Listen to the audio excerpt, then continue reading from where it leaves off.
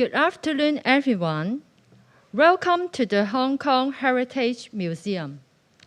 This is a Visa-Risk Pursuit 1 program on the LCSD Entertainment Channel to enhance real-time interaction with viewers at home.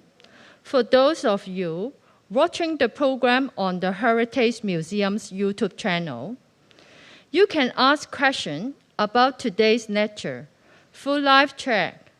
We will try to answer your question in the Q&A session. The audience here in the theater can ask questions by raising your hands.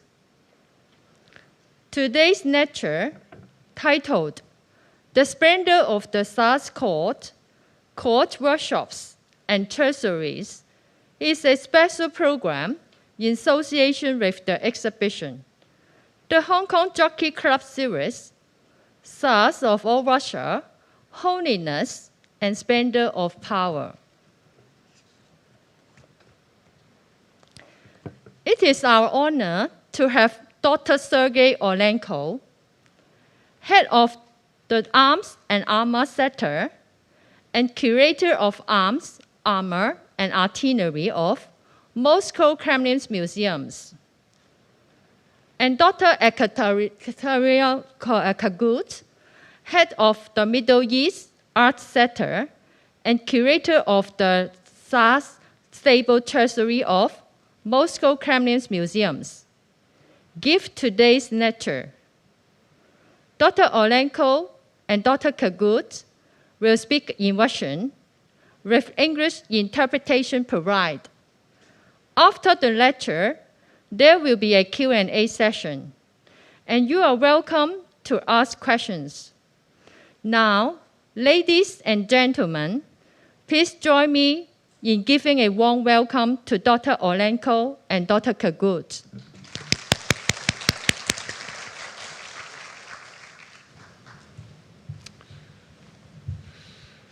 Добрый день, уважаемые дамы и господа. Прежде всего, позвольте поблагодарить вас за то, что вы нашли время прийти и послушать нас, и, надеюсь, вам будет интересно. Good afternoon, ladies and gentlemen. First of all, let me thank you for coming here today, and I hope you will enjoy the lecture. В репрезентации власти русского государя, да, собственно, и любого государя, колоссальное значение, большую роль играла сокровищница. Сокровищница, казна, была атрибутом практически любого двора. In representation of the sovereign power of the Russian monarch, just like any other monarch, the treasury played an important part. So Russia is no exception. Что должна была представлять из себя идеальная сокровищница? Место, где хранились государственные регалии и атрибуты важных придворных церемоний. Место, где хранилась наиболее драгоценная часть личного достояния государя, дипломатические дары, предметы, свидетельствующие о лояльности подданных, военные трофеи.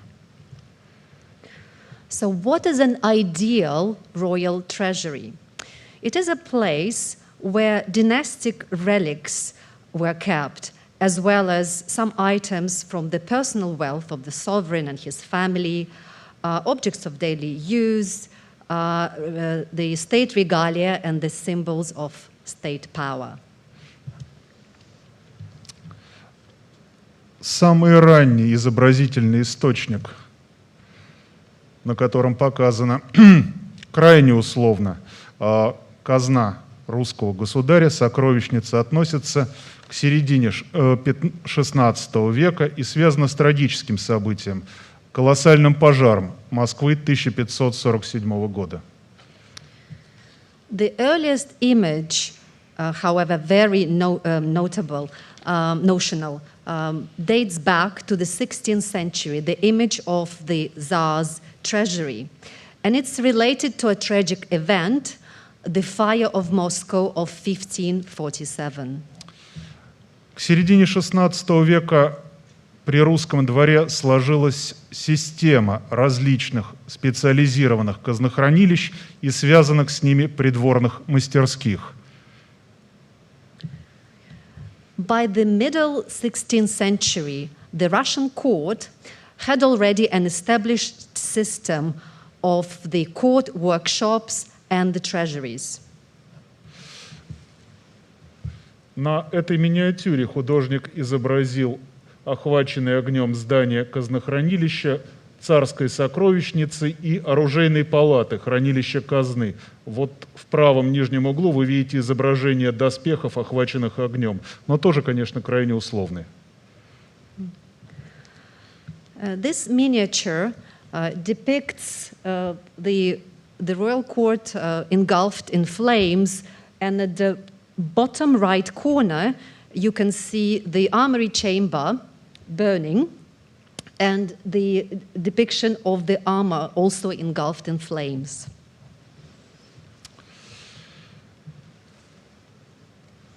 В начале 17 столетия был составлен достаточно подробный план Московского Кремля, снабженный подписями и комментариями. Впоследствии он несколько раз издавался. Вот то, что вы видите, это из издания голландского атласа 17 века. Это изображение представлено в выставочном зале. Ой, извините. Да. By the early 17th century, a rather detailed map of the Moscow Kremlin was drawn, and with a very detailed legend.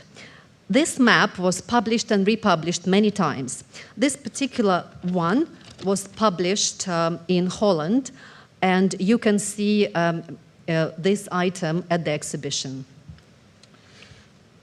Царскую сокровищницу совершенно правильно показали отдельным зданием между Архангельским и Благовещенским собором. Царский арсенал, обозначенный цифрой 6, представляет собой здание, обнесенное оградой. И, честно говоря, вот подтвердить мы это никак не можем историческими источниками. Ну, возможно, составитель в чем-то ошибался. The Tsar's treasury is quite correctly depicted as located between the Archangel and the Annunciation cathedrals, while the arsenal here numbered on the number 6, and it is fenced off as depicted here on this map. However, we cannot confirm how accurate it was, but quite possibly. Нам известно, что в 17 столетии придворные оружейные мастерские, хранилища оружейной казны, придворные ювелирные мастерские, золотая и серебряная палата находились вот в этом протяженном трехэтажном здании или комплексе зданий у южной стены Московского Кремля.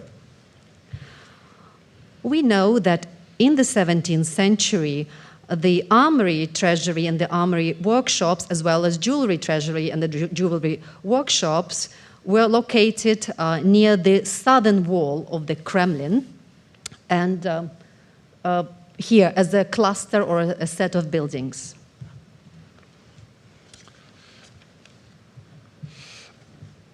Гораздо лучше здание царской сокровищницы, казенного двора главной сокровищницы Московского государства показано на миниатюре из книги об избрании на царство царя Михаила Федоровича. A much better visual depiction of the Tsar's treasury is contained in the book of election, the election of Tsar Mikhail, the first Tsar of the Romanov dynasty. Это двухэтажное каменное здание под четырехскатной зеленой крышей.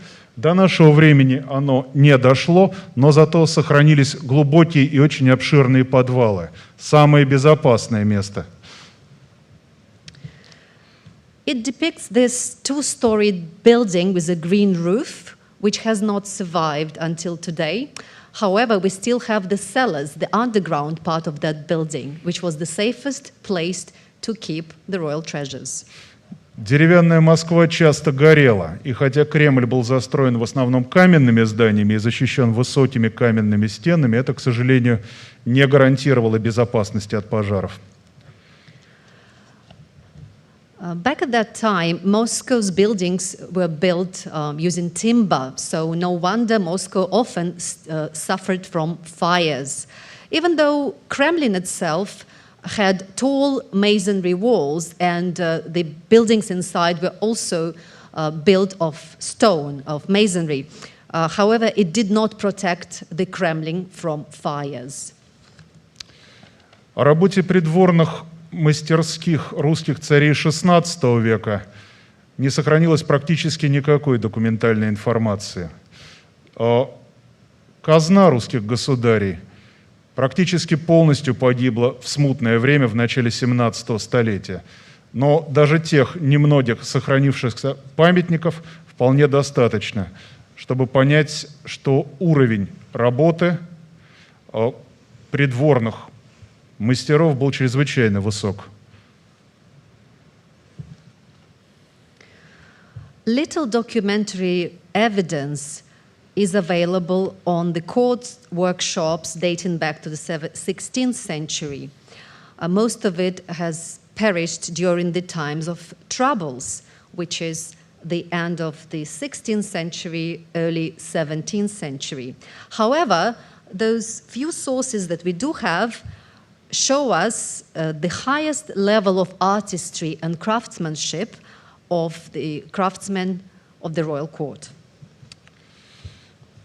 Вот такая панагия с изображением патронального святого Ивана Грозного, пророка Иоанна Предтечи, выполненная на трехслойном сардониксе в драгоценной оправе, украшенной камнями и эмалью Паскани, как считается, была выполнена к венчанию на царство, первому в русской истории Ивана Грозного. This panagia it depicts the patron saint of Tsar Ivan IV, John the Baptist, and it's made on sardonyx with bejeweled frame, and it was commissioned for the coronation of Ivan IV. Как символ великой победы для Ивана Грозного, царя Ивана Васильевича, в придворных мастерских, как мы полагаем, при участии восточных мастеров был создан великолепный царский венец, шапка казанская. Взятие Казани, трудно найти слова, чтобы описать значение этой победы, когда Россия впервые шагнула на постордынские пространства и там осталась. Как вы знаете, предыдущий период истории был совсем другим. In order to commemorate the greatest victory of that time, the capture of Kazan, this crown of Kazan was commissioned, and quite possibly it was made using craftsmanship of some Oriental masters. The significance of the capture of Kazan is extremely high because it was the first time that Russia has captured this important outpost of the Mongolian, Tatar and Mongolian hordes, and not only captured it, but was able to stay there. Как я уже упоминал, мы очень мало знаем о придворных мастерских и сокровищницах XVI века. Не сохранилось ни одной описи царской казны. До нас дошли отрывочные свидетельства, причем значительная их часть относится к периоду расхищения царской сокровищницы в смутное время. Но даже этих очень неполных и отрывочных свидетельств достаточно, чтобы понять, насколько колоссально богато было собрание русских монархов XVI столетия. As I mentioned, we know very little about the royal workshops and treasuries of the 16th century. Very few inventories actually survived until today. Some fragmented pieces, however, dating back to the pillage of the royal treasuries, dating back to the time of troubles, they do tell us that about the richness and the vastness of the Russian Tsar's collection. Согласно только одному из документов, в 1611-12 годах на жалование польским войскам и западным наемникам было взято из царской казны более 200 килограмм золотой посуды, ковшей, чарок, блюд, братин. One document dating back to the 1611 or 1612 show us that in order to pay some Polish troops and mercenaries, 200 kilos of silver tableware was taken out of the treasury, and it consisted of ladles, chalices, loving cups, and other items. Вот такое откованное из 3 килограмм чистого золота блюдо Иван Грозный подарил своей второй супруге Марии Темрюковне. После смерти царицы это золотое блюдо было как поминальный вклад передано в Троице-Сергиев монастырь, который интервентам взять не удалось, он выдержал осаду. Собственно, поэтому оно и сохранилось. This dish, made of 3 kilos of pure gold, was a wedding present from Tsar Ivan the Terrible, or Ivan IV, to his second wife, Tsarina Maria Temryukovna. After her death, this dish was passed over to a monastery which survived the foreign intervention and invasion. Therefore, we still have it with us today. Золотой ковш царя Ивана Грозного, на сегодняшний день единственный сохранившийся, сейчас находится в собраниях, в государственных собраниях Дрездена.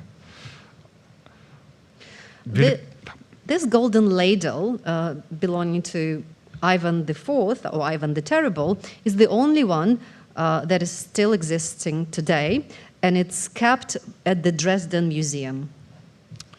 Вероятнее всего, он тоже был похищен поляками в смутное время. По описям, по инвентарям сокровищницы саксонских курфюстов он прочитывается с конца XVII века. Именно в это время Август Сильный, саксонский владетель, короновался еще как король польский. Вероятно, эту вещь он либо приобрел, либо она была поднесена кем-то из новых подданных.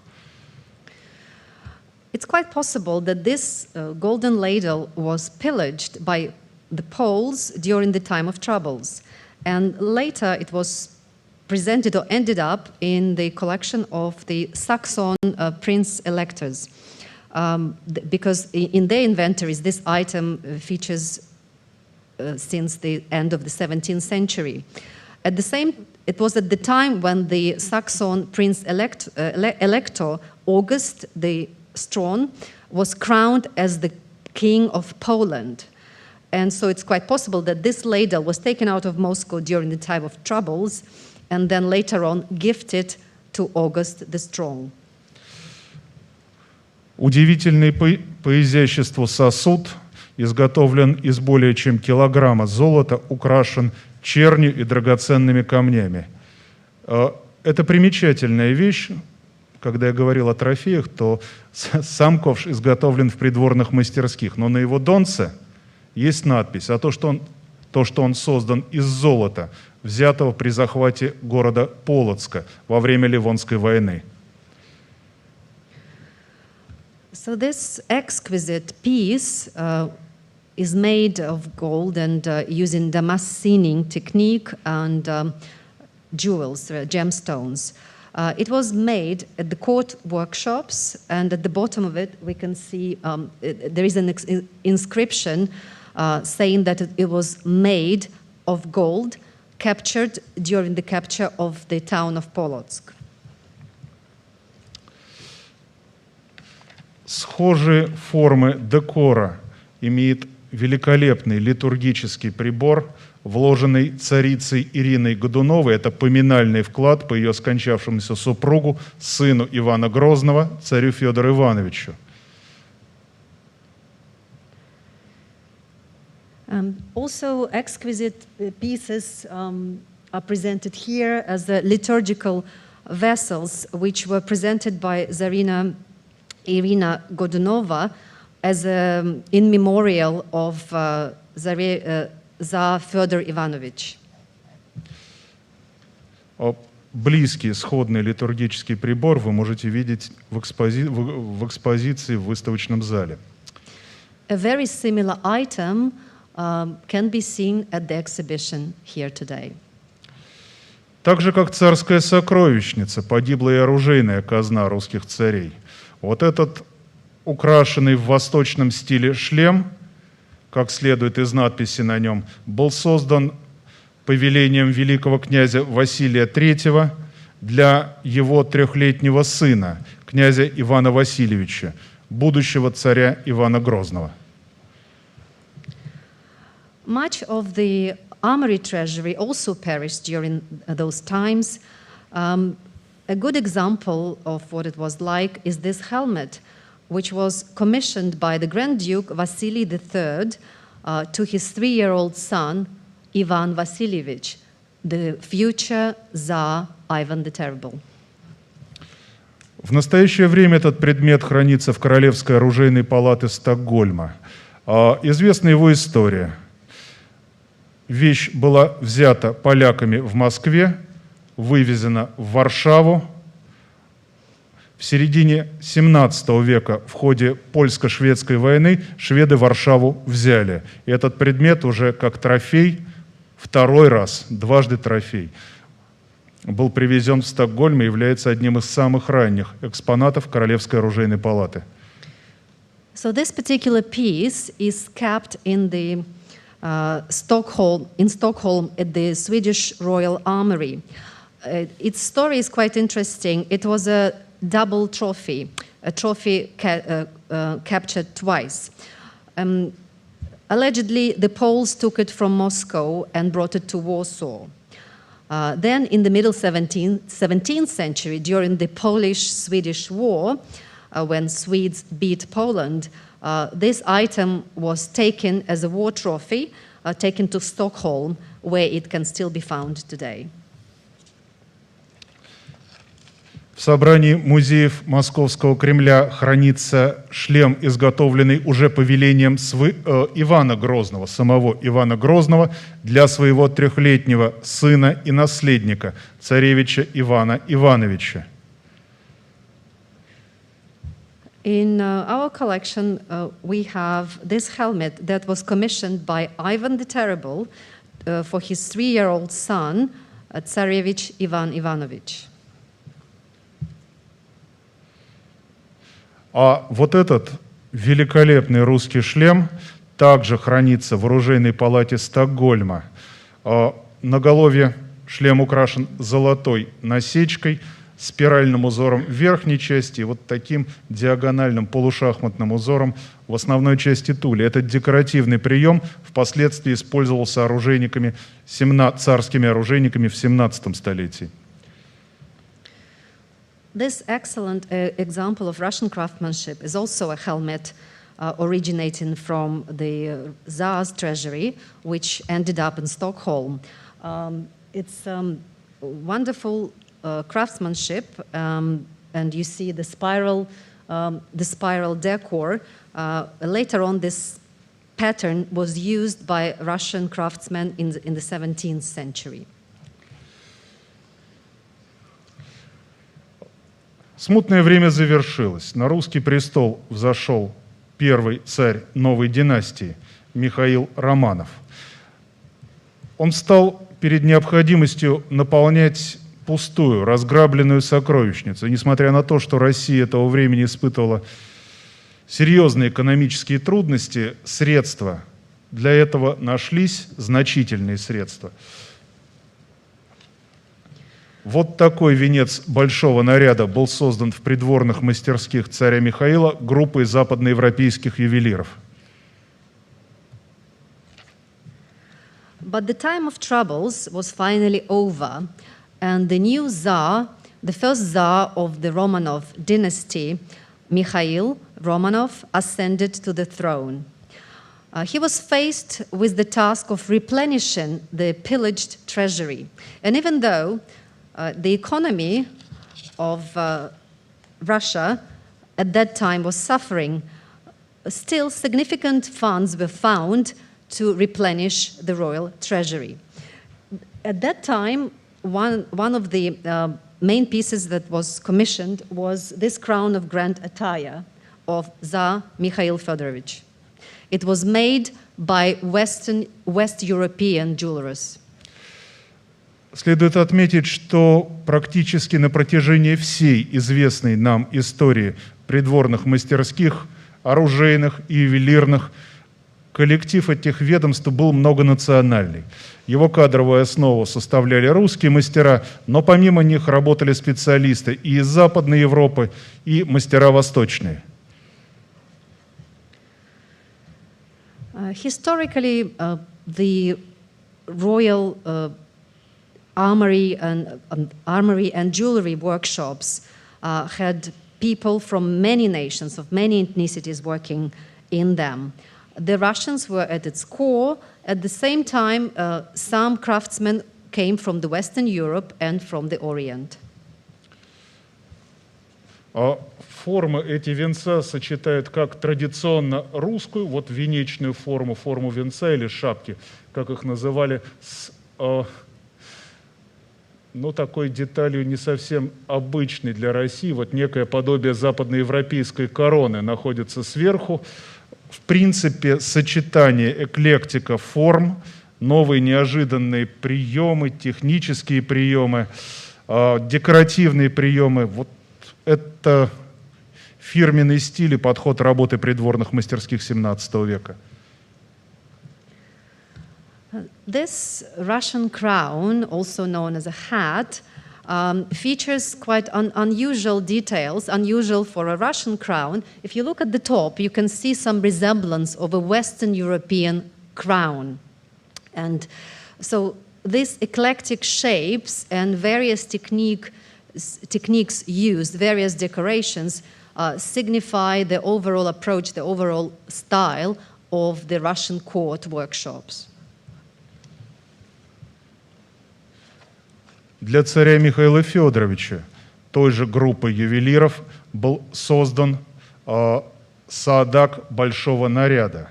Прибор для ношения лука и стрел, налуч, колчан, являлся самым главным, самым важным предметом царского церемониального оружия и снаряжения. Предмет выполнен из ажурных золотых пластин на кожаной основе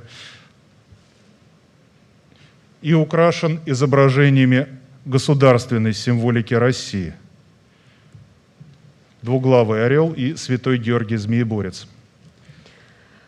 The same group of jewelers made this special piece for Tsar Mikhail. It's so-called saadak, basically a quiver and an arrow case. It's the most important part of the Tsar's ceremonial attire.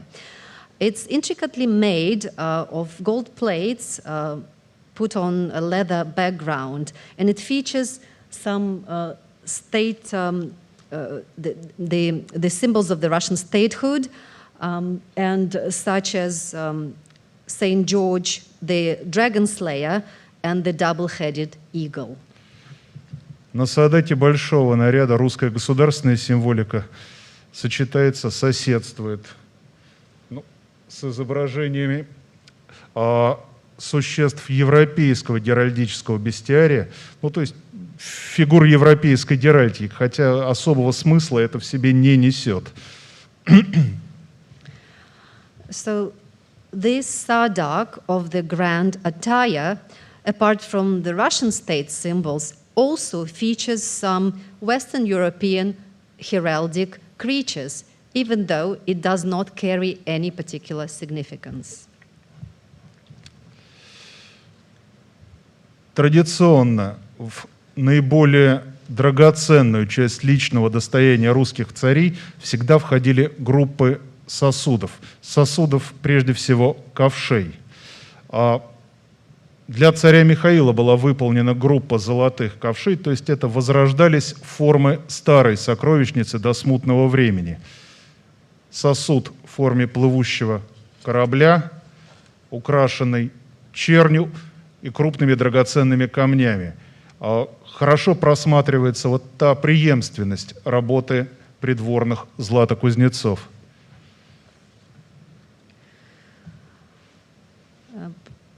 Also, numerous vessels, precious vessels such as ladles, as you can see here, were commissioned for Tsar Mikhail and made in the royal workshops. You can see this beautiful piece shaped as a traditional boat and decorated with yellow and large gemstones. And so the origins of these shapes and these craftsmanship can be easily traced back to before the times of trouble.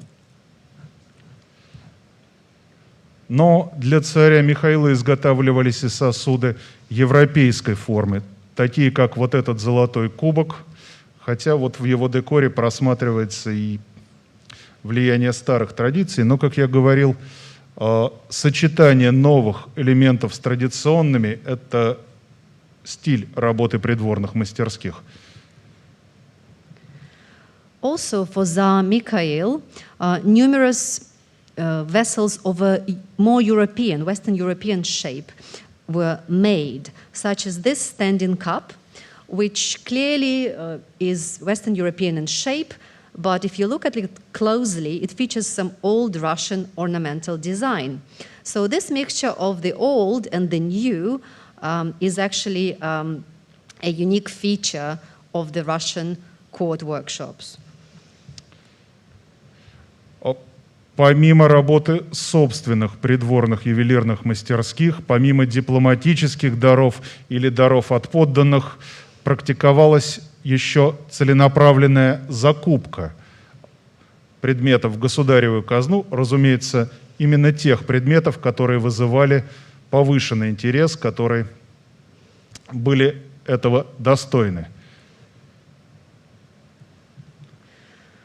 So apart from items made in the jewelry workshops and gifts from foreign diplomats or from its subjects, the Tsar's treasury was replenished through purchase of items made in foreign countries. And they were perhaps the most interesting, the most exciting items, the most worthy of the honor. Нам известно, что 12 таких довольно больших фигур леопардов или снежных барсов входили в имущество в буфет английской королевы Елизаветы I. We know that 12 of these rather large figurines of snow leopards were part of the personal wealth of the Queen of England, Elizabeth I. Фигура весит 32 килограмма, изготовлена из 32 килограмм чистого серебра. Как я говорил, всего их было 12 после английской революции. Они были перечеканены в монету, сохранились только 2 приобретенных в 20-х годах 17 века в казну русского государя. As I mentioned, each piece weighed 32 kilos of pure silver. And originally there were 12 of them. However, after the English Revolution, most of them, the 10 of them, were recoined or made into coins in England. However, those that were purchased by the Russian court in the 1620s still survived until today. Крупный сосуд в форме орла происходит из сокровищницы датского короля Кристиана IV. Дания вела долгую изнурительную войну со Швецией и в какой-то момент просто не потянула ее экономически. Датский король был вынужден распродавать свою сокровищницу. Орел показался привлекательным и интересным. Также в 1720-х годах он был куплен в русскую казну. So this large silver vessel, shaped as an eagle, originates from the treasury of the King of Denmark, Christian IV. Denmark had a long and exhausting war with Sweden and was losing its economic standing. So the King of Denmark starting selling his treasury. And the Russian court thought that this piece, among others, was very interesting, and it was purchased by the Russian court in the 1720s. Другой впечатляющий предмет, также происходящий из казны датского короля, это гора Курильница, настольное украшение, более 25 килограмм серебра. Выдвижные ящики в основании горы вкладывались подожженные благовония, и ароматный дым поднимался через печные трубы и оконные проемы замка, расположенного на вершине. Another interesting item that used to belong to the King of Denmark was this Incense Mountain. Basically, it's a tabletop ornament that could be used for burning incense, which would be placed at the drawers, in the drawers at the bottom of this piece, and the smoke would raise and come out through the chimneys or through the windows. So again, this piece was bought by the Russian treasury in the late 1620s. Хотел бы отметить, что в собрании музеев Московского Кремля хранится немало памятников, выдающихся и уникальных, в том числе предметов западноевропейского серебряного и золотого дела, ювелирного искусства. Особенность в том, что часть из них, подобных, не сохранилась вообще нигде, в том числе и в тех странах, где они когда-то были созданы. Различные перипетии истории, экономические кризисы, войны, революции – все это губило эти предметы. Прагматичные европейцы при перемене моды испускали драгоценный металл на изделия более современные, более популярные в то время. Все, что попадало в казну русского царя, тщательно описывалось, учитывалось и хранилось в неизменном виде. Добавляются только весовые надписи. Вот когда работаешь с этими вещами, периодически видишь гравированные цифры, сведения о весе на время очередной ревизии. In fact, the Russian royal treasury has kept some beautiful items made by European, Western European silversmiths and jewelers. And some of them no longer exist in their countries of origin. Because through changes in history, through the vicissitudes of history and the revolutions, in the Western Europe, quite often these items would perish. Also, quite often pragmatic Europeans, with the change of fashion, would remake original items made of precious metals into something new, something more fashionable. However, those items that were bought or ended up in the Russian treasury were carefully inventorized and kept unchanged, intact. The only change that may be that they would have an engraving stating the weight of the item. Возродились и оружейные мастерские русских царей. Вот такой великолепный шлем, парадный шлем, своего рода воинская корона русских царей, был создан для царя Михаила Федоровича в 1621 году. The Russian armory workshops were also restored, and some remarkable pieces were produced by it, such as this military helmet that was made in 1621 for Tsar Mikhail Fedorovich.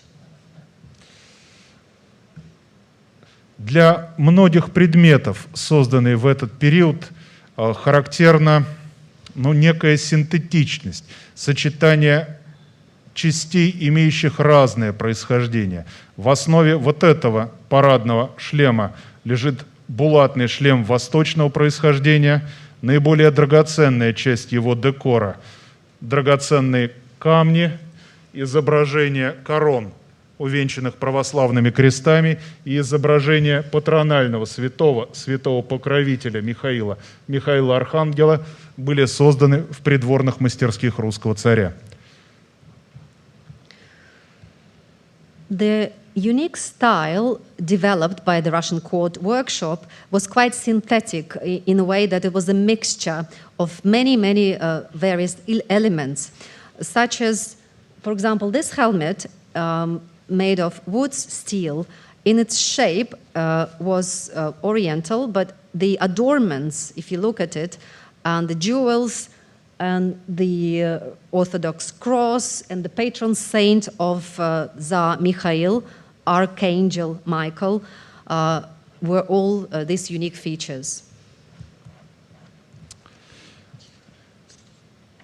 Еще одним источником пополнения казны русских царей, в том числе и оружейной казны, было так называемое вымороченное имущество. Имущество лиц, скончавшихся без наследников. В этом случае наследникам, в этом случае их имущество переходило в государеву казну. И среди аристократических родов, пресекшихся в XVII веке, были такие, обладавшие необычайно богатыми личными собраниями.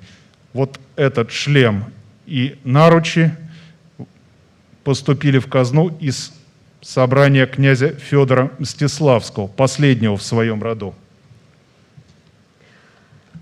One more source of replenishing the Russian Tsar's treasuries were property of noblemen who died without any heirs, not leaving any issue. And there were several noble houses that ended their existence because there was no legitimate heir in them in the 17th century. This is an example of such. This helmet and arm guards used to once belonged to Fyodor Mstislavsky, a nobleman. В отличие от царской казны, родовой арсенал Мстиславских в смутное время не был расхищен. Он сохранил свою казну, в том числе и оружейную, поэтому ряд памятников отличает исключительное великолепие и относительно ранние датировки. Unlike the Tsar's treasury, the personal arsenal of the Mstislavsky clan did not suffer from any pillages, any theft during the time of troubles. Therefore, items coming from that family are very exquisite and they date back to early years. Для царя Михаила Федоровича в оружейной палате придворной оружейной мастерской был создан первый, самый ранний из известных доспехов такого типа, так называемый зерцало, доспех, состоящий из 36 броневых пластин, абсолютно эксклюзивный, не имеющий близких аналогов среди как западного, так и восточного доспеха. During the early reign of Mikhail Fedorovich, the armory chamber created this unique piece of armory for the Tsar. It's called zertsalo, or armor of plate. It consists 36 reinforced plates and is truly unique both in design and the technique used. В 1620 году мастером Конаном Михайловым в оружейной палате для царя Михаила был создан доспех другого типа – бахтерец, который состоит более чем из 1500 узких стальных пластин, украшенных золотой насечкой. Этот предмет вы можете видеть в выставочном зале. In the 1620s, a Russian craftsman, Konon Mikhailov, created this other type of armor, the mail armor with metal plates that consists of 1,500 or so narrow plates with beautiful damascening technique, and it's another example of this unique craftsmanship. Сабля большого наряда также является предметом синтетическим, предметом сборным. Клинок булатный клинок восточного происхождения. Рукоять и ножны были сделаны в России с использованием ювелирных полуфабрикатов. Как правило, они привозились с территории Османской империи, нефритовых пластин с инкрустированными в них драгоценными камнями и золотом. Вот такого рода ювелирные полуфабрикаты пользовались популярностью в России, ими украшалось все. Оружие, конская сбруя, оклады богослужебных книг, ювелирные украшения. This saber of grand attire, dating back to the 1620s again, is an example of this eclectic style that its blade, made of wood steel, was clearly brought from somewhere from the east, while the bejeweled grip and scabbard were made in the Moscow workshop. The decor here consists of this little pieces, kind of semi-fabricated jewelry, which was quite popular at that time. They are basically jade plates encrusted with jewels and gold. And this kind of pre-made jewelry was quite often attached to different items as a decoration.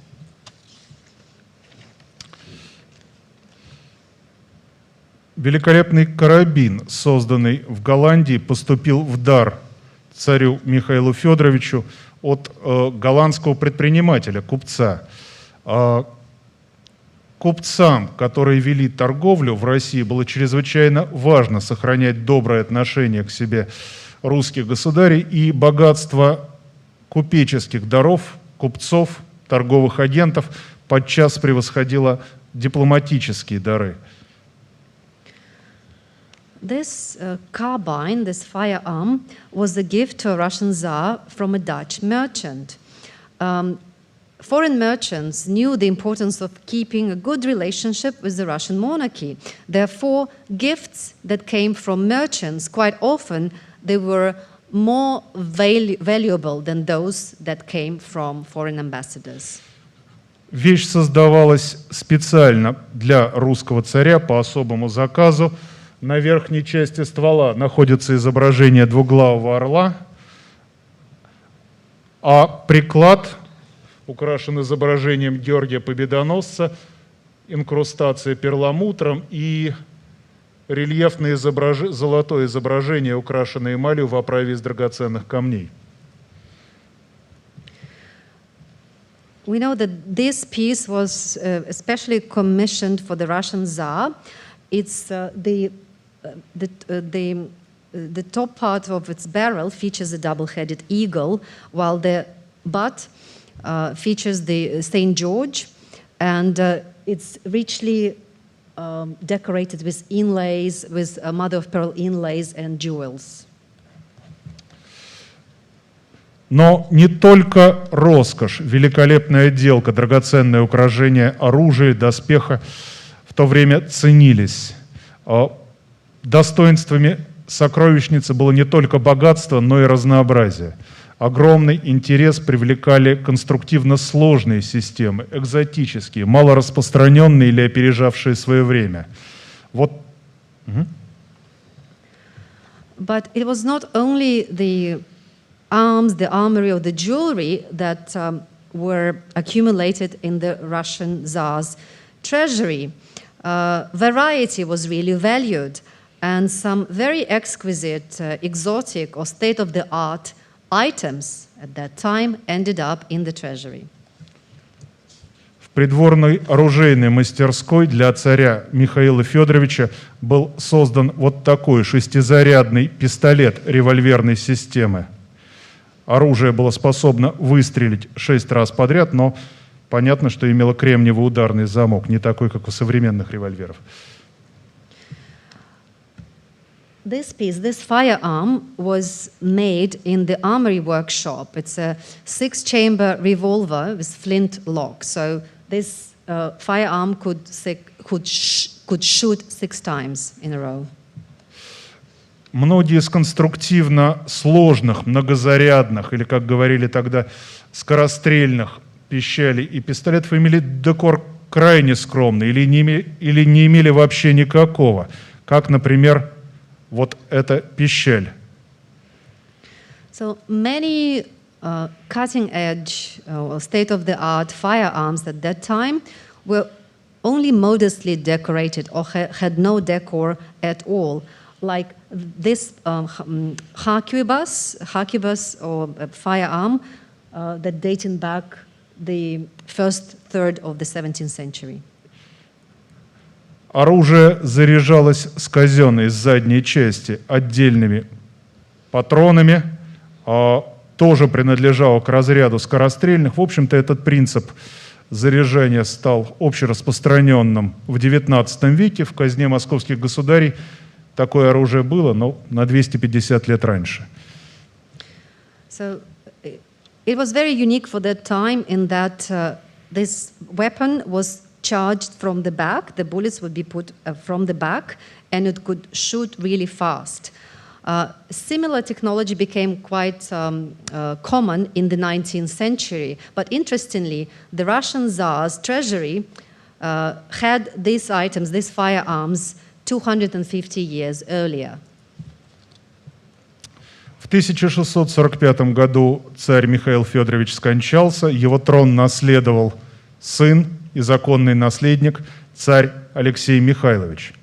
Несмотря на то, что в отличие от отца, царю Алексею досталась обширная и богатейшая сокровищница, она продолжала пополняться, причем ряд предметов, которые заказывал новый царь, либо точно, либо достаточно близко воспроизводили предметы, созданные при его отце. In 1645, Tsar Mikhail Fedorovich, the first Tsar of the Romanov dynasty, died, and the throne was inherited by his son Alexei Mikhailovich. And unlike his father, Tsar Alexei inherited a treasury that was already quite rich in its content.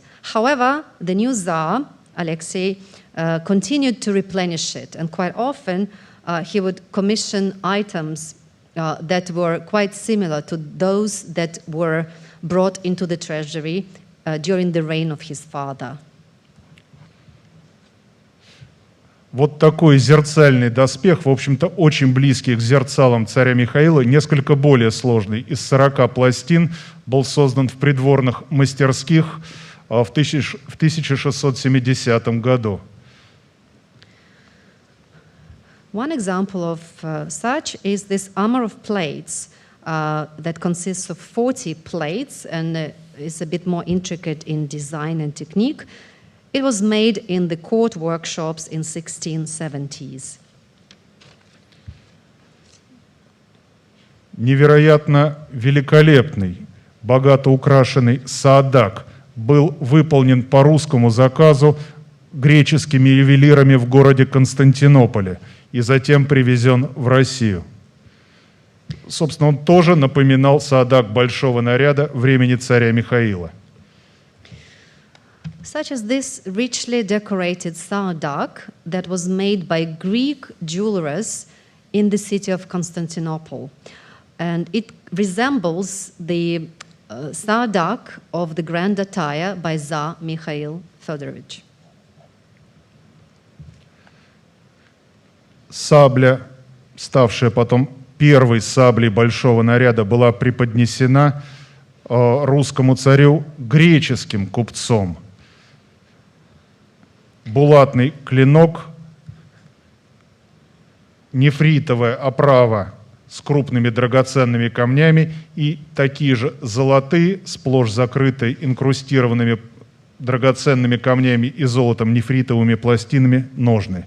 Это лучшая сабля московского государства в XVII веке. This exquisite saber was given to the Russian monarch by a Greek merchant, and it became the first saber of the grand attire. The blade is made of wood steel, while the hilt and the scabbard are richly decorated with jewels, gold plates, basically showcasing the best that jewelers of that time, of the 17th century, could make. Вторая половина 17 столетия считается пиком, апогеем в развитии придворных оружейных мастерских. До нас дошел список царской оружейной мастерской, список мастеров царской оружейной мастерской времени Ивана Грозного.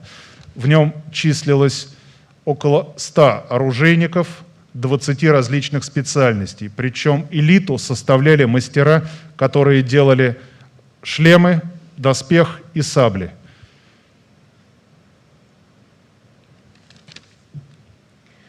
So the second half of the 17th century was the pinnacle of the development of court workshops. We have with us today the list of craftsmen from the time of Ivan the Terrible. So this list has survived until today. Over 100 craftsmen of 20 specialities. And the top ranking craftsmen were those that were making helmets, armor, and sabers. В 60-е и 70-е годы 17 века численность придворных оружейников выросла до 130 человек, но, вероятно, под влиянием европейской пороховой революции изменились приоритеты. Первые места занимали мастера, которые изготавливали огнестрельное оружие.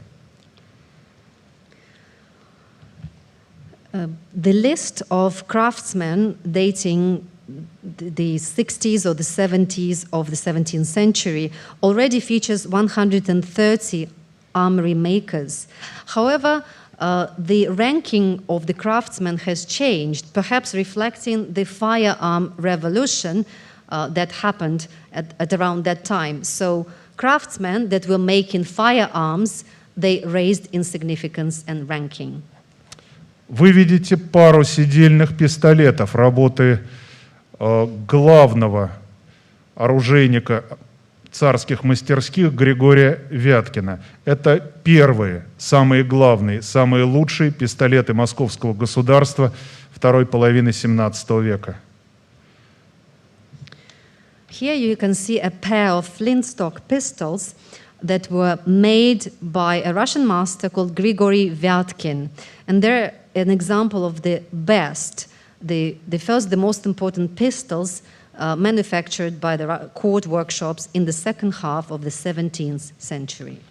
В оружейной палате трудились специалисты удивительные, фантастического уровня. Григорий Вяткин изготавливал и доспех, вот предыдущие зерцала царя Алексея Михайловича, его работы с учениками и товарищами, и огнестрельное оружие, и холодное. Ствол пистолета декорирован изображениями двуглавых орлов и корон, и Григорию Вяткину принадлежит вот эта замечательная пищаль, украшенная великолепной насечкой.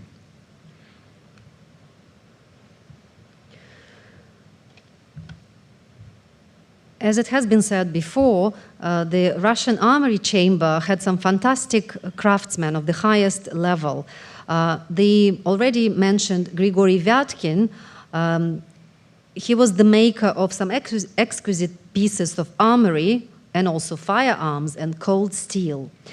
The barrel of this firearm features the double-headed eagle and the crowns. And in addition, this flintlock harquebus is intricately decorated with damascening technique. Согласно исторически сложившемуся разделению специальностей, деревянные части оружия изготавливались и украшались мастерами особыми, так называемые станочники. Вот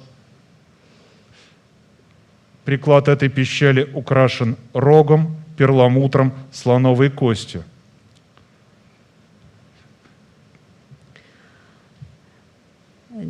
There was a division of labor between the craftsmen. For example, the wooden parts of an item were made by specialized craftsmen.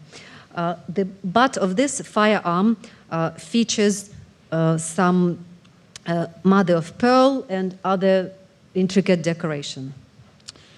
Для многих мастеров царской оружейной палаты служба в ней была наследственной.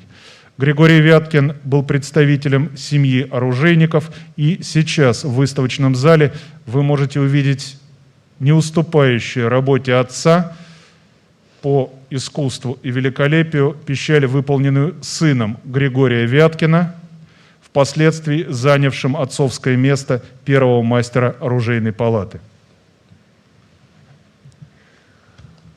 Quite often, serving the Tsar in the court workshop was a hereditary thing, such as Grigory Vatkin, the famous master. His son became a famous craftsman as well, and today at the Hong Kong Heritage Museum, you can see some objects made by the son of Grigory Vatkin. Пара пистолетов была выполнена другим ведущим специалистом оружейной палаты, мастером Филиппом Тимофеевым. Их станки выполнены из слоновой кости, как я говорил, сочетание разных материалов, технических приемов, декоративных подходов отличало вот этот период 17-го столетия. This pair of pistols was made by Philip Timofeyev, another well-known court craftsman. It features ivory and is richly decorated with various techniques.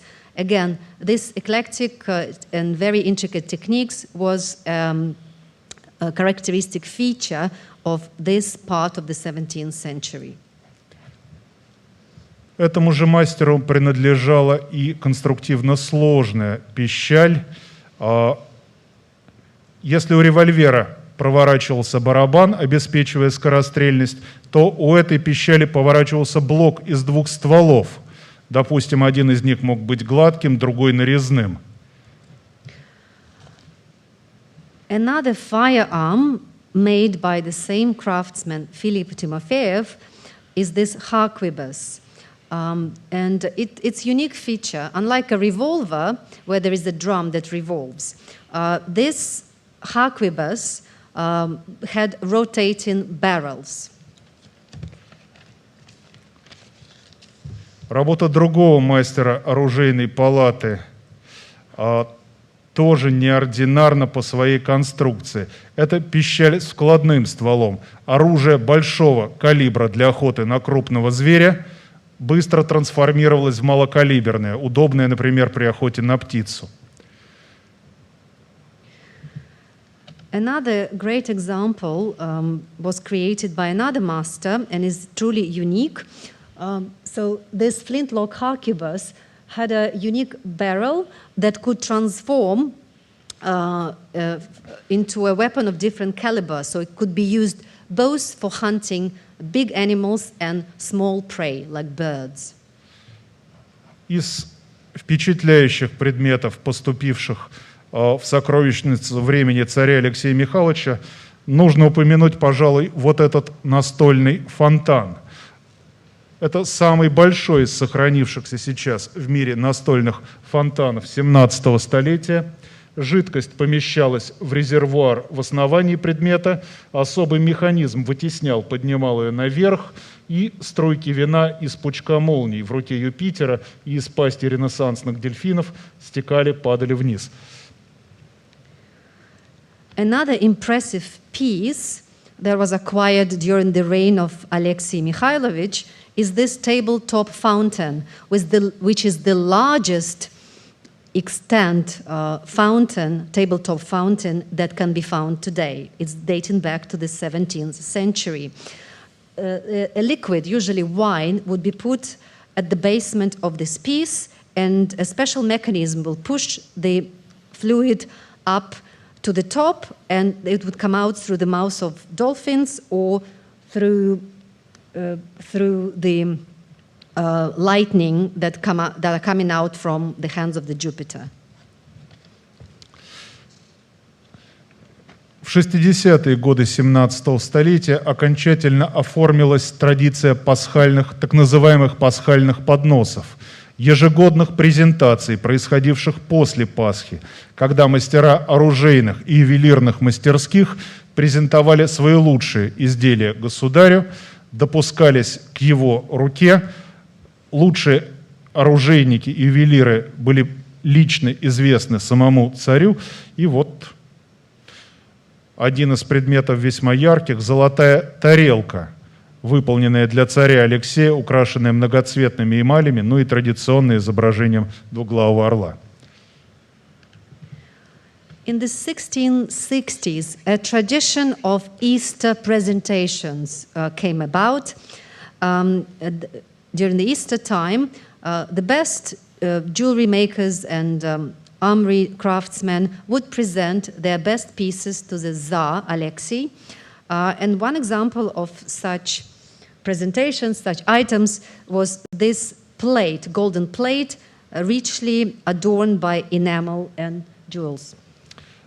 Так исторически сложилось, что в 17 столетии придворные оружейные и ювелирные мастерские возглавлялись одним должностным лицом, что, несомненно, было очень полезно. Ведомства координировали свои работы, и, например, оружие в драгоценных оправах исполнялось в рамках одного художественного замысла. In the 17th century, the court armory and jewelry workshops were under the charge of one person, which was very convenient when creating some unique pieces that would combine the two types of craftsmanship and approach. So overall, the uniqueness and the unity of artistic design was preserved. Безусловно, именно русский царь был главным заказчиком и владельцем предметов, хранящихся в сокровищнице, изготавливаемых в придворных мастерских. Тем не менее, узкий круг лиц, приближенных, родственников царя, тоже могли заказать изделия у придворных ювелиров, у придворных ремесленников.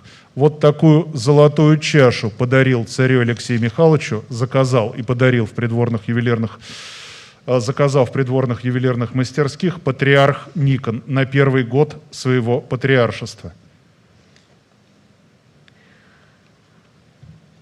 Of course, the Russian Tsar was the number one customer and the owner of most items that came out from the court workshops. However, a very narrow circle, very small circle of family and people close to the Tsar were also allowed to commission some pieces at the court workshops. An example of those is this bowl that was commissioned by Patriarch, or the head of the Orthodox Church, Nikon, during the first year of his service, as a gift to the Tsar. А вот такой украшенный великолепными эмалями золотой потир заказала боярыня Анна Морозова. Это младшая сестра царицы, супруги царя Алексея Михайловича, жена его друга, воспитателя и друга, боярина Бориса Морозова. Это поминальный вклад по мужу. Another example is this chalice that was commissioned by Anna Morozova, who was the younger sister of Tsarina, the wife of Alexei Mikhailovich, and also the wife of Boris Morozov, a boyar. Boyars were a member of the upper ruling class. So it was done in memoriam of her husband and presented to the royal treasury.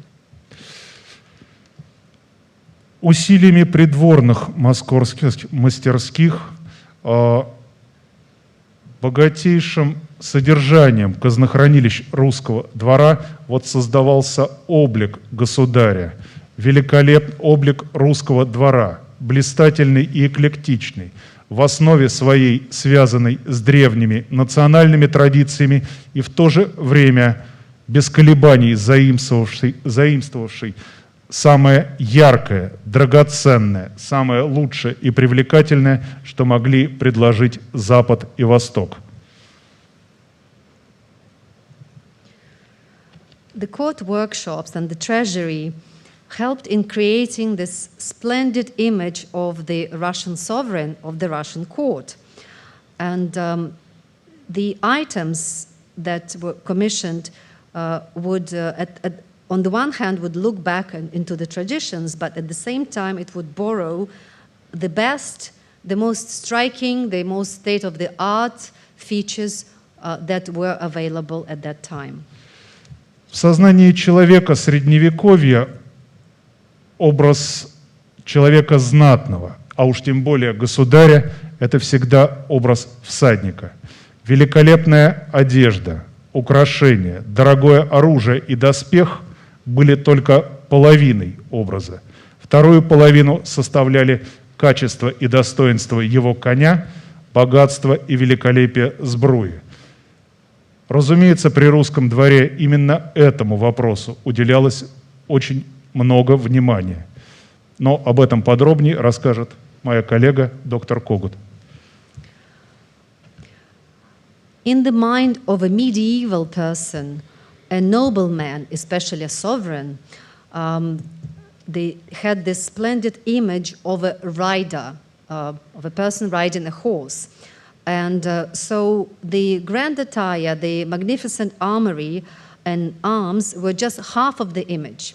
The other half would hinge upon the horse, the quality of the horse itself, and its harness. And the Russian court, therefore, of course, paid a particular attention to the equestrian attire. But I will pass the microphone now to my colleague, Dr. Ekaterina Kogut, who will tell us more about this part of the treasury. Добрый день, леди и джентльмены.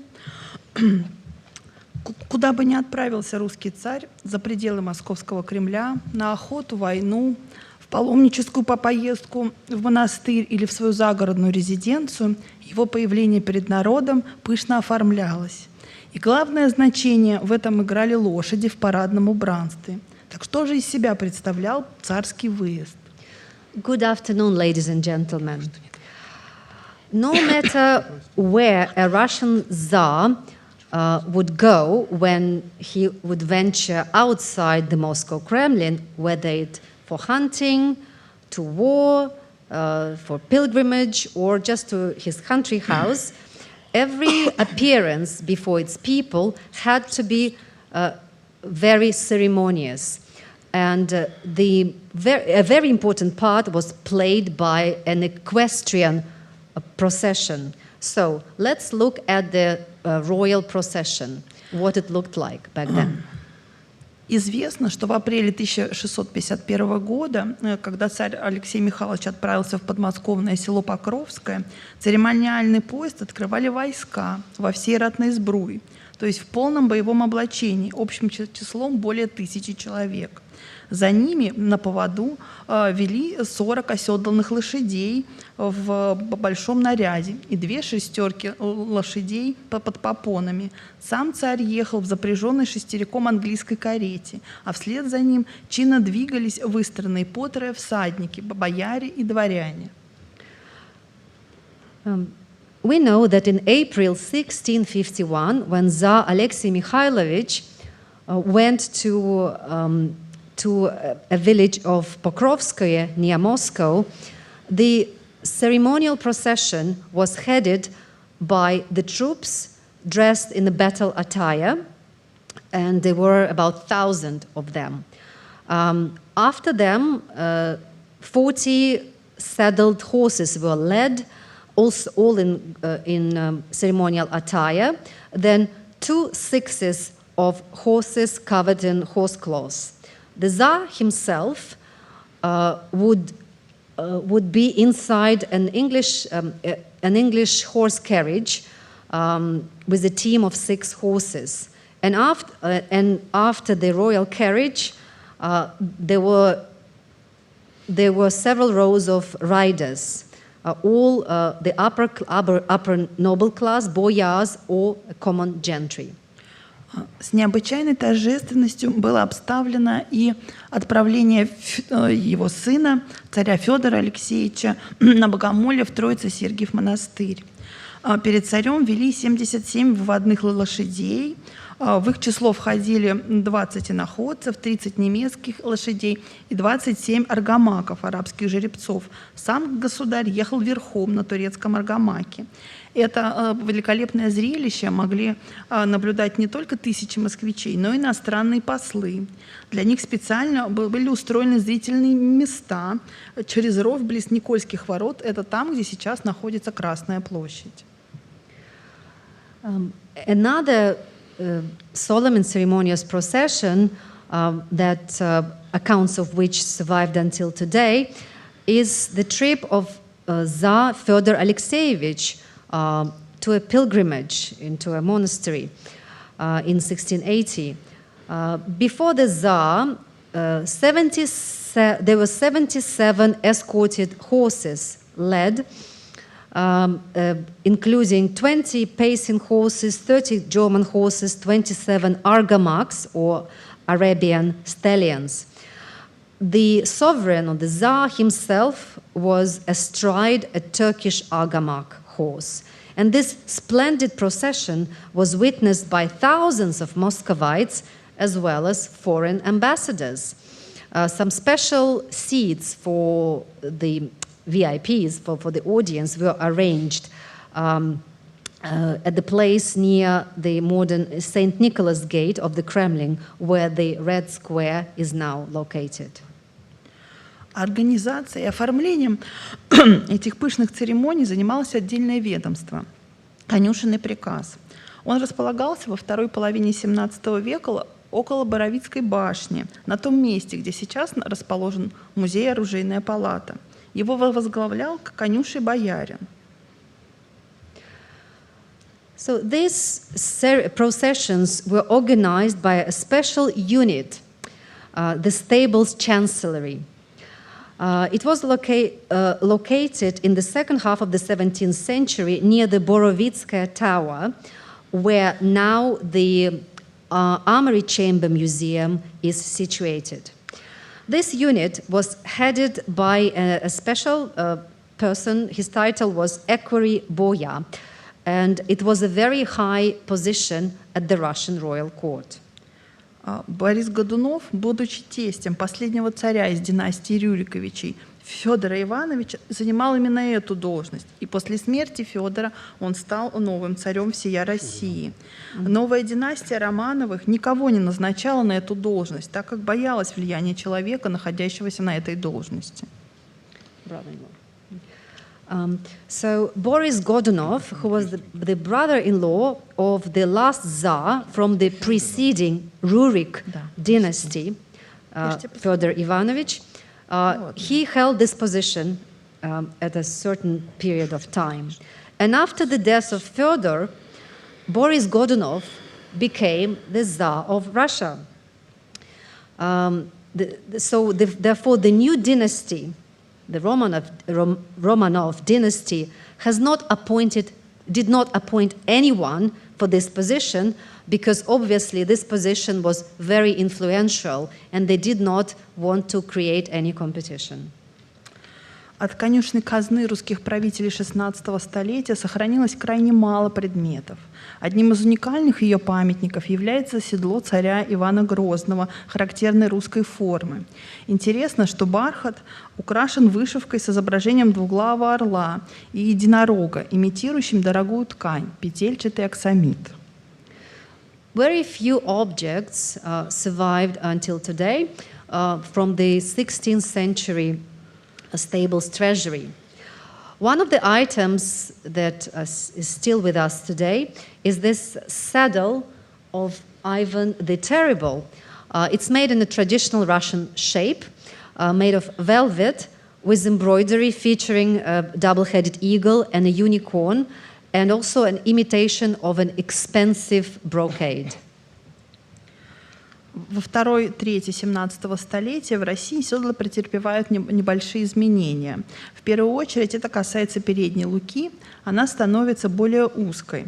Это хорошо видно на детском седле царевича Алексея Михайловича, так как седло предназначалось наследнику престола, его задняя лука украшена изображением российского герба, двуглавого орла.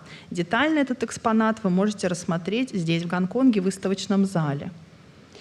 In the second third of the 17th century, Russian saddles have underwent some significant changes. The main change was about the pommel or the front part of a saddle. They became more narrow. And you can see this narrowing very well at the child saddle that belonged to Tsarevich or Tsar's son, the heir to the throne, Alexei Mikhailovich. Because this saddle was made for the heir to the throne, it features this state symbol of the double-headed eagle. And you can see this item in great detail here at the exhibition.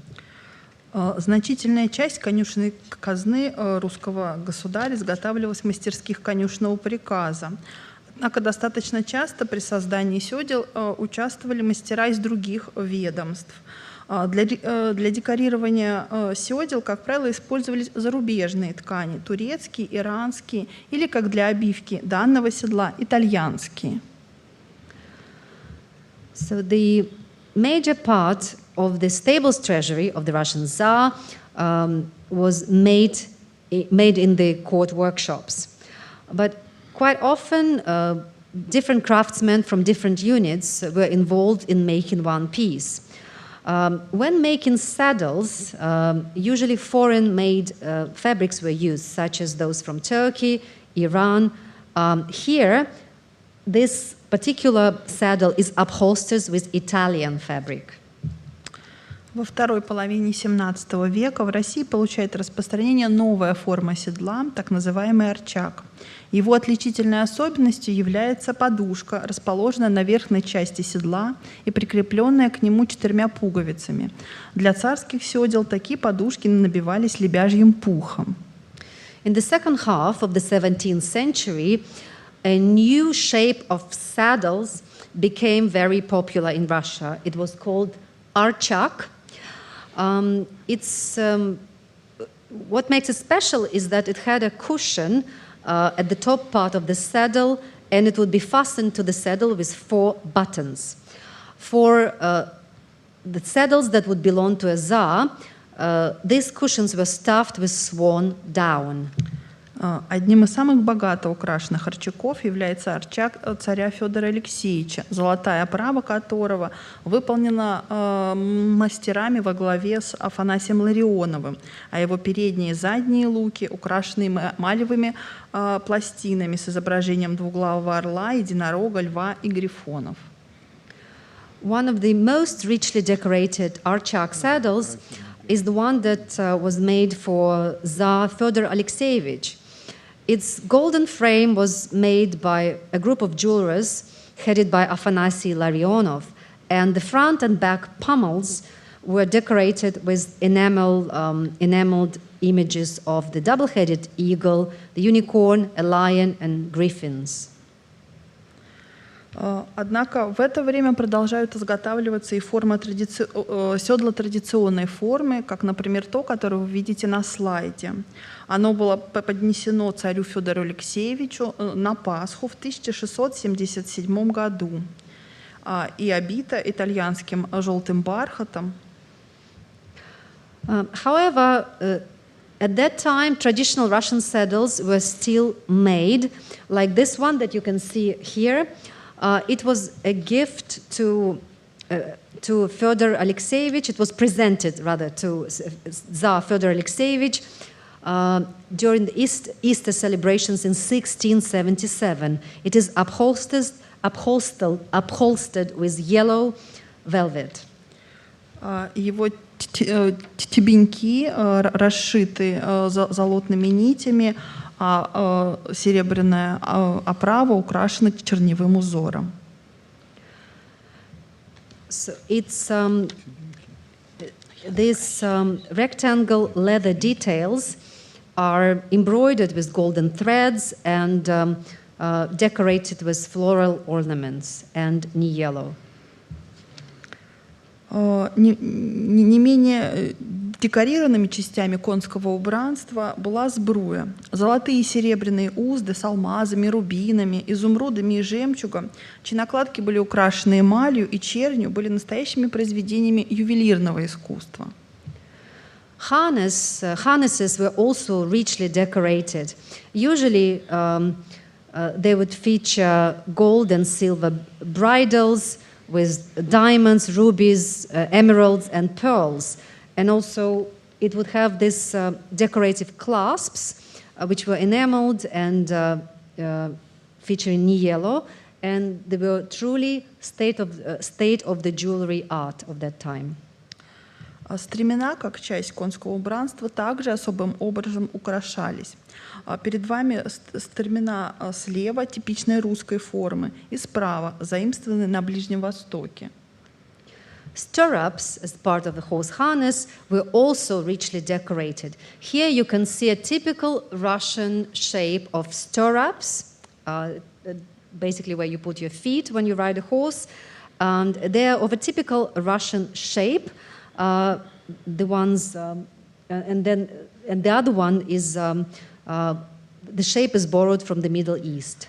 Однако и те, и другие выполнены мастерами оружейной палаты и украшены растительным орнаментом в технике насечки золотом для царя Алексея Михайловича. But both of them were decorated by craftsmen of the armory chamber using this floral ornamental pattern and Damascene technique. They were made for Tsar Alexei Mikhailovich. Плетка является непременным атрибутом русского всадника. С давних времен, с 16-17 столетия, русские практически не использовали шпоры. Плетку держали, подвесив ее на мизинец правой руки, чтобы ею в любой момент можно было воспользоваться. Horsewhip was an important part of the attire of any Russian rider. In the 16th and the 17th century, Russian riders seldomly used spurs, the spiky bits on footwear to control a horse. Instead, they would use whips. A whip would be usually carried by a rider by handing it over a little finger of his right hand, so it could be easily deployed at any time. Как писал в своих записках о Москве Сигизмунд Герберштейн, хотя они держат в руках узду, лук, саблю, стрелу и плеть одновременно, однако ловко и без всякого затруднения умеют пользоваться ими. One historical account by Sigismund Herberstein tells us that Russian riders could hold in their hands reins, bows, sabers, arrows, and whips at the same time, and then very cleverly deploy them when needed. В царской, как я уже говорила, для изготовления русских седел, как правило, использовались иностранные драгоценные ткани, парча и бархат. Сохранились в казне и предметы, выполненные из китайского бархата и украшенные китайской вышивкой. As I've already mentioned, quite often foreign-made fabrics were used for making saddles. One saddle from the Treasury is made of Chinese velvet, featuring Chinese embroidery and with dragons and traditional Chinese ornaments. 17 столетие – это эпоха возникновения относительно регулярных торговых отношений в Китае. И, судя по сохранившимся аналогиям, эти предметы были выполнены из купона или одежды периода конца Минской династии. The 17th century was the time of rather regular trade relations between Russia and China. And we can see now definitely some influence of the Chinese traditional patterns dating back to the late Ming dynasty, which obviously came to Russia with one of the trade caravans. С середины 17 столетия в оформлении парадно-оседланной лошади появляется тенденция к использованию комплектов. Иногда это достигалось использованием одной ткани, а иногда мастера добавляли вышивку или аппликацию, как, например, для данного комплекта, где итальянский бархат красный был украшен шнуром из золотных нитей, уложенный сложным узором. From the middle of the 17th century, the ceremonial horse attire would become more uniform, like a set. And this was achieved by either using the same fabric throughout or using some uniform embroidery or applique techniques in order to create this unified decor, both of the saddle and the horse cover. Such as this particular piece, which is made of the red velvet with golden cord embroidery. Конюшная казна русских царей состояла не только из произведений русских мастеров, но значительную ее часть составляли дипломатические дары и привозы купцов из разных стран. The stables treasury of Russian Tsars were made not only from items made in court workshops. Some items of it came from abroad, and they were in fact diplomatic gifts or gifts from foreign merchants. Уникальное иранское седло было подарено шахом Аббасом I русскому царю Федору Ивановичу. В настоящее время это самое раннее неархеологическое седло в мире. Его золотая оправа украшена рубинами и бирюзой. Это результат работы исфаханских мастеров. Однако русские мастера позднее заменили иранский бархат на турецкий, так как он истерся. Such as this unique Iranian saddle that was a gift from Shah of Iran, Abbas I, to the Russian Tsar Fyodor Ivanovich. Today is the oldest Iranian saddle in the world of non-archaeological origin, which means that hasn't been excavated. Its golden frame and jewels were made by craftsmen in Isfahan. However, the velvet has been replaced because it was worn out by Turkish fabric. Самое значительное место среди иностранной группы предметов царской конюшенной казны занимают турецкие памятники. Как правило, они поступали в дар от греческих православных купцов, которые просили русского царя о торговых привилегиях. И, зная его любовь к богато украшенному конскому убранству, привозили его в дар. A significant part of the foreign objects in the collection are in fact of Turkish provenance. Most of them were gifts from Greek Orthodox merchants who would present them to the Russian Tsars in order to get some trade privileges. In reply, they would sometimes get fur, a Russian fur, which was highly valued abroad. Известны богато декорированные турецкие стремена. И одни из самых богато украшенных в мире стремян принадлежат русскому царю. Вы можете их увидеть на выставке. Они украшены золотыми пластинами с рубинами и изумрудами, бархатом, расшитым золотными нитями. Stirrups were richly decorated. Turkish iron stirrups were quite often decorated with golden clasps featuring gemstones, rubies, emerald, and from inside they would be laid with velvet and other expensive fabrics. You can see a very good example of such here at the exhibition. It's perhaps the most richly decorated, the most valuable stirrups existing in the world today. Мы с вами уже познакомились с двумя типами попон, челдаром и платом. Однако самой распространенной формой в царской казне был чепрак. Попона, закрывающая только заднюю часть лошади. There were several types of horse cloths. featuring in the horse attire, such as chaldar or protective cloth, caparison, and also one other type was saddle cloth. Saddle cloth would only cover the back side of the horse, the rear side. Если русские мастера, как правило, изготавливали узды с узкими ремнями, то турецкие мастера делали оголовья для мундштуков, имеющие более широкие ремни, и большая часть мундштуков царской конюшенной казны привезена из Турции и украшена вот такими золотыми с эмалью драгоценными камнями накладками. Traditionally, Russian craftsmen would make bridles with very thin straps. However, in Turkey, the harness would feature wider straps, and usually it also had like headstalls and curb bits, hard curb bits.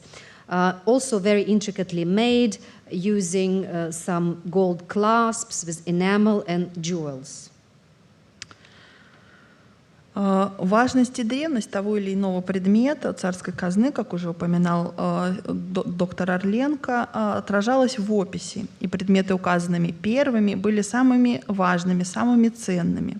И здесь, в Гонконге, в выставочном зале на манекене коня представлен золотой комплект с передотами, упомянутый в царской описи сбруй первым, то есть самым ценным и ранним. As Dr. Orlenko has already said, inventories were meticulously kept in the Russian royal treasury, and usually items would be ranked in significance in their historical and monetary value. So usually the items on top of the list would be the most valuable. So the set of horse harness featured here at the exhibition today is ranked as one. It's number one in the inventory. Конское убранство поступало в царскую казну также и от европейских монархов. И одним из самых ранних сохранившихся в мире польских седел также хранится в музеях Московского Кремля. So that particular horse harness was a gift from a Shah of Iran. At the same time, some horse harnesses were gifts from European monarchs. One of the earlier Polish saddles is still kept in the treasury, and it's basically an evidence of diplomatic relations and exchange of gifts between the two countries in the 17th century. Отношения России с Речью Посполитой являлись одними из самых важных в XVII столетии. Множество русско-польских войн произошло в этот период, и Россия вернула себе часть своих исконных земель. В 1686 году был заключен так называемый «Вечный мир». Польские послы привезли в Москву богатые дары. Среди них и то седло, которое вы видите на слайде, оно было подарено будущему Петру I и его брату Ивану V. The relations between Russia and Poland were extremely important in the 17th century. Quite often there were wars between Russia and Poland. When finally in 1686 a so-called Treaty of Perpetual Peace was signed, and Polish ambassadors brought some very rich gifts for the Moscow Tsar. Among those was this beautiful saddle featuring red velvet and richly decorated. You can see it here at the exhibition. Все эти предметы, как и некоторые другие, составляли большой конский наряд, комплекс церемониальных предметов, который использовался во время парадных выездов. На данном слайде вы видите экспозицию оружейной палаты, однако подобное мы попытались создать и для вас здесь, в выставочном зале. All these and many other items were part of the grand equestrian attire used in various ceremonies. So this is a feature, a mannequin from the Moscow Kremlin Museum, but here at the Heritage Museum, we tried to recreate another, like a full attire, using a horse mannequin. Особым статусом среди предметов большого конского наряда обладал наус – конская подшейная кисть. Зародившись на Востоке как трофей-амулет, в России наус стал использоваться для украшения и подчеркивания высокого воинского статуса хозяина лошади. Как правило, русские наузы изготавливались из золотных и шелковых нитей. A special status among the ceremonial harness was given to these horse neck tassels. They originate from the East, from the Middle East. In some countries, these tassels were used both as trophies and also as a talisman, basically protecting the horse and the rider from evil spirits. And in Russia, neck tassels became of a purely ceremonial item, signifying the high status of the rider. They were made of gold and silk threads. Решмы, украшения на голову лошади, также заимствованы из восточной традиции. Однако в России их украшали не только чернью, эмалью, драгоценными камнями, но и чеканными изображениями государственного герба. Another unique feature is resmi, the horsehead decorations. They were richly decorated with niello, enamel techniques and jewels, and they usually feature very intricate design and craftsmanship.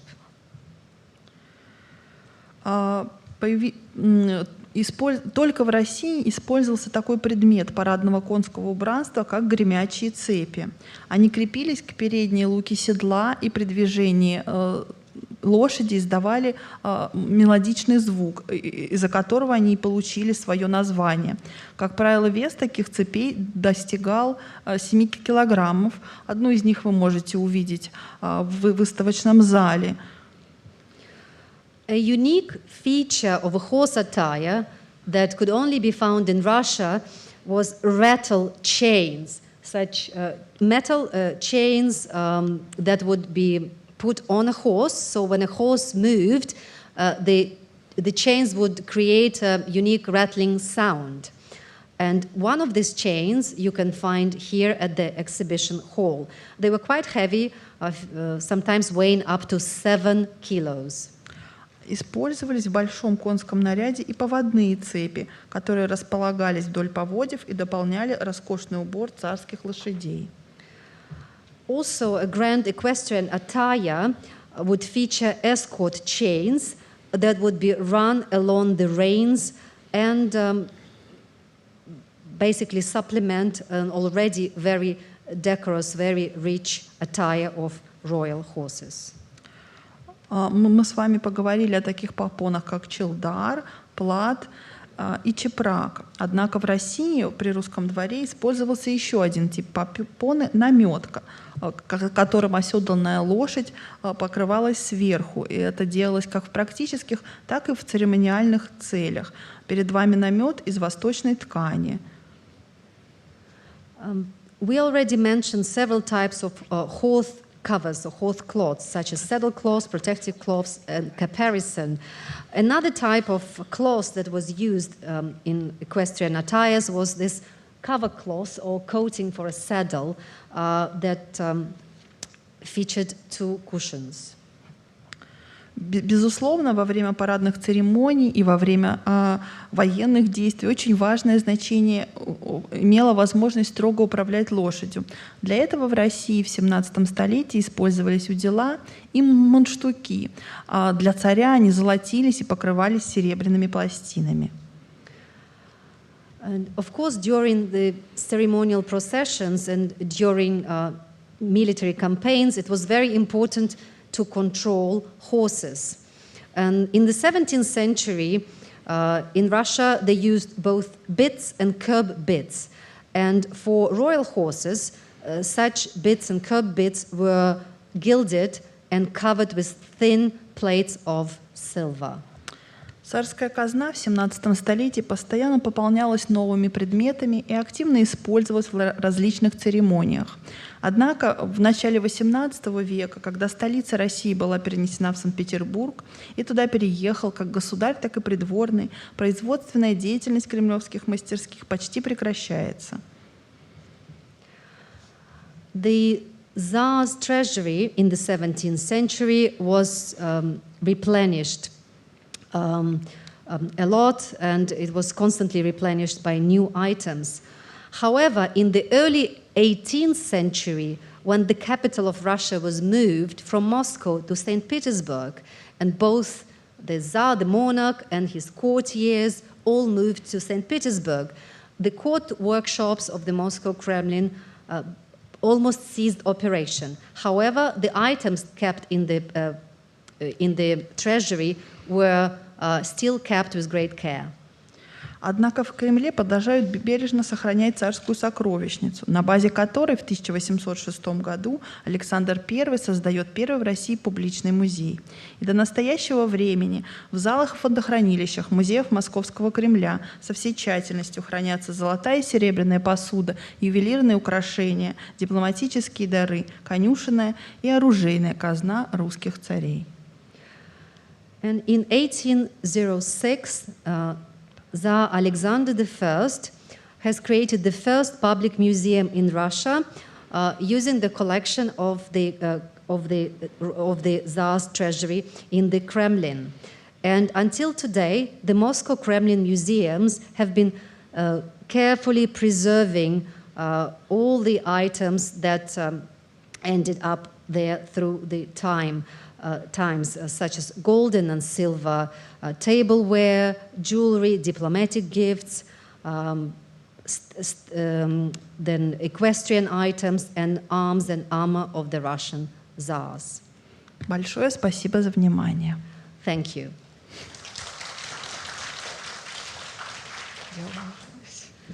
Thank you very much, Dr. Olenko and Dr. Kogut, for your inspiring talk. Now we move to the Q&A session. The first question is, what are the meanings of the mythical creatures such as griffins, unicorns, and dragons? Расскажите, пожалуйста, о значении символики, анималистской символики, такие как грифоны, драконы и единороги. В России геральдика в 17 столетии только зарождалась. И, как правило, геральдические изображения ограничивались двуглавым орлом, государственным гербом. Тем не менее, на многих вещах действительно встречаются вот эти вот персонажи европейского геральдического бестиария, но их присутствие было сугубо декоративно. Есть даже термин специальный — декоративная геральдика. Это было красиво, это было интересно, это в чем-то было иностранно и модно, но вот прямой смысловой нагрузки на русских вещах XVII века, за исключением, пожалуй, единорога, такие изображения не имеют. In the 17th centuries, Russia, heraldics was just emerging. However, so the only the traditional Russian heraldic feature was the double-headed eagle. But indeed, many items from dating back that time feature some Western European heraldical features or creatures, such as the ones that you mentioned. They were put there purely for decorative purpose because they looked pretty, they were curious, they were foreign, fashionable, and so on. So perhaps except for unicorns, all other this heraldic items or figures did not have any particular significance. Исключение составляет только фигура единорога, которая встречается на печатях времени Ивана Грозного. Иногда помещают на щитке на груди двуглавого орла, и толкований этому очень много. От единоличия царской власти до ее священности. Иногда единорогом считается, вернее, единорог каким-то образом сопрягается с верой в единого Бога. Точного и определенного толкования этого символа в русской геральдике до сих пор нет.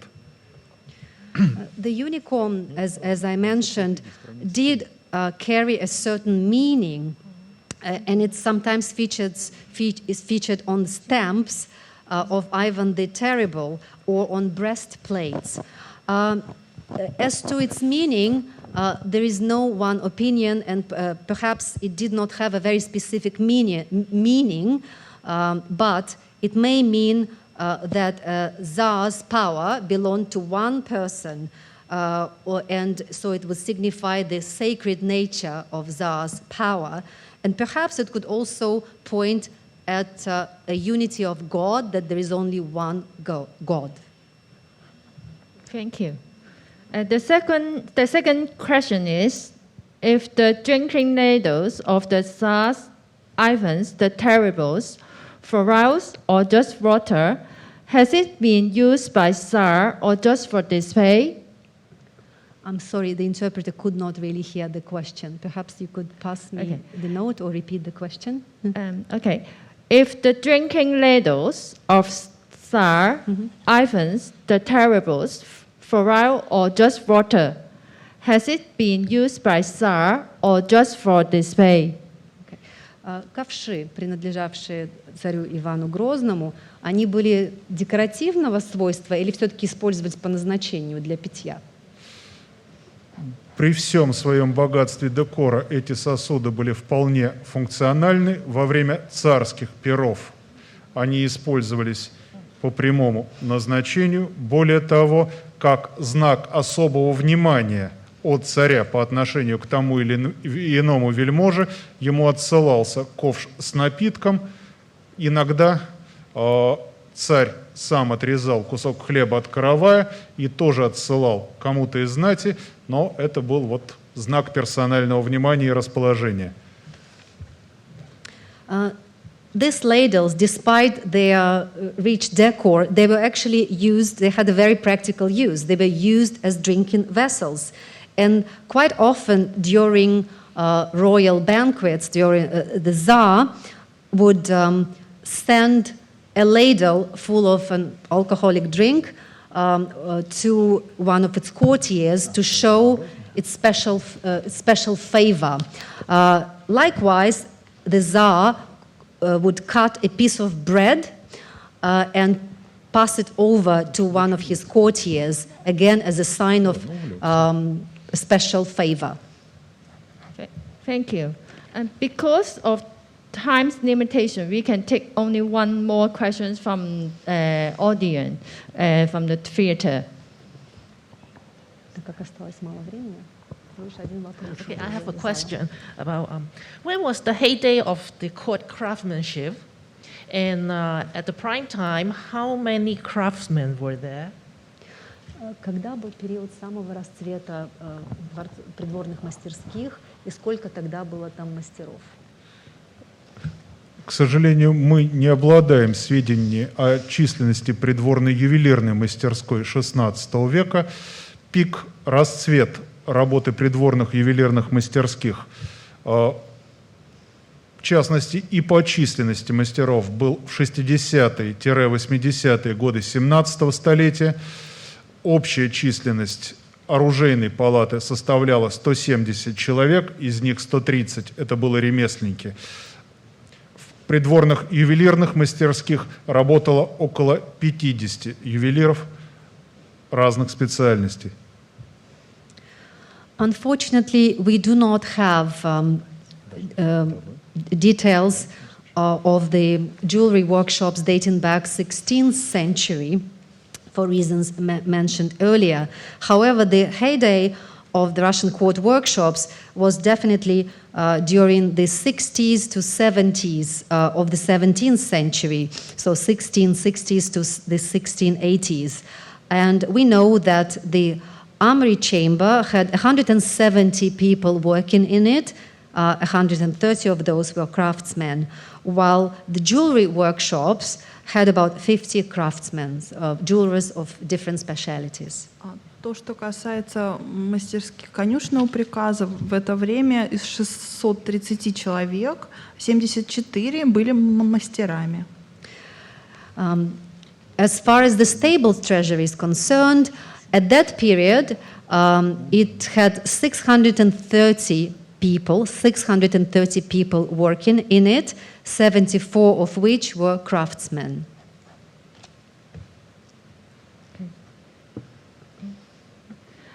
Today's program has come to an end. Thank you, Dr. Olenko and Dr. Kagut, once again, for sharing these valuable insights with us today. We are very grateful to have both of you here. Make sure you visit the exhibition in Thematic Gallery 1 and 2 and Function Place on the first floor. The exhibition will continue until 29th of August. For more information, please head to the About website link, scan the QR code, or follow the latest updates on the Hong Kong Heritage Museum website and YouTube channel. We wish you a pleasant weekend. Goodbye, and thank you for coming.